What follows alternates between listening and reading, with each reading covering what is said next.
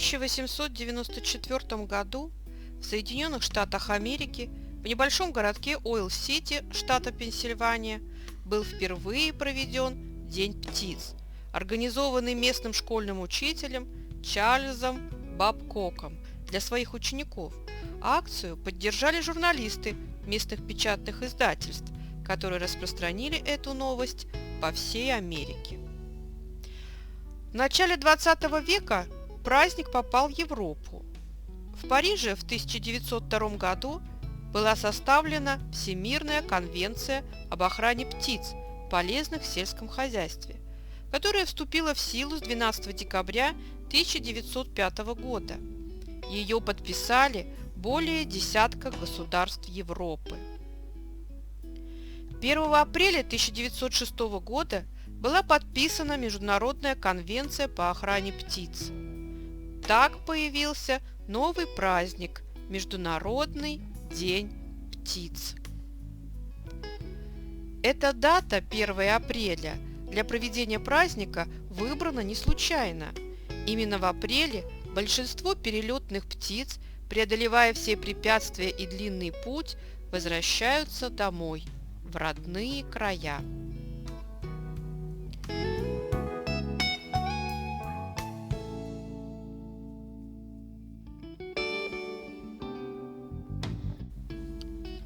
Союз охраны птиц России, начиная с 1996 года, проводит кампанию «Птица года». Ежегодно определяется символ года. Им становится птица, отвечающая следующим критериям.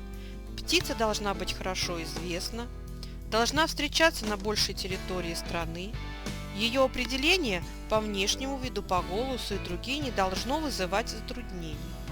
2020 год объявлен Международным фондом охраны журавлей и группой специалистов по журавлям Всемирным годом журавлей. Союз охраны птиц России выбрал серого журавля птицей 2020 года в России. На Земле существует свыше 8600 видов птиц. Общее число птиц, летающих, плавающих или бегающих по просторам Земли, превышает 100 миллиардов. Птицы живут и в угольных шахтах, и на вершинах гор, джунглях, городах и пустынях, над океанами и на вечных льдах. Птицы – друзья нашего детства, верные наши помощники, защитники лесов, полей, садов и огородов. Каждый год они приносят нам на своих крыльях весну.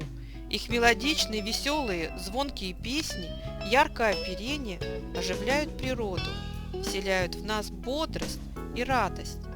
Они источник вдохновения для писателей, поэтов и музыкантов. Им посвящены стихи, рассказы и повести.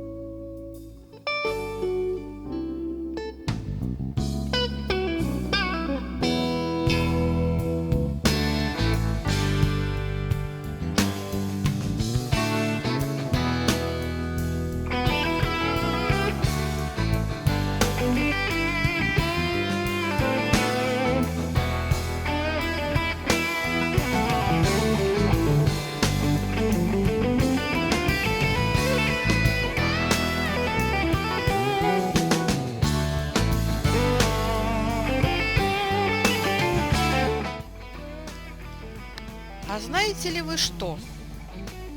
Колибри едят до 60 раз в сутки. Эти птички самые маленькие на Земле.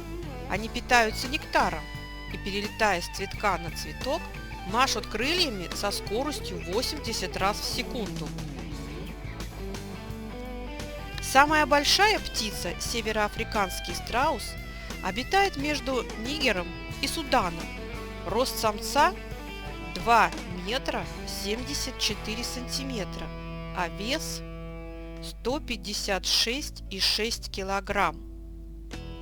Он самый быстрый бегун в мире, развивает скорость до 120 км в час, а прыжки его длиной до 8 метров. Наибольшая высота, на которой могут летать птицы, это 8230 метров над землей. Именно на этой высоте пилот гражданского самолета обнаружил 30 лебедей-крикунов. Самыми зрячими птицами считаются золотой орел, который может увидеть зайца на расстоянии 3,5 километра, и сапсан, замечающий голубя на расстоянии более 8 километров. Дорогие друзья, помните, что нельзя разорять гнезд птиц, стрелять в них из рогаток. Берегите птиц. Птицы – наши друзья.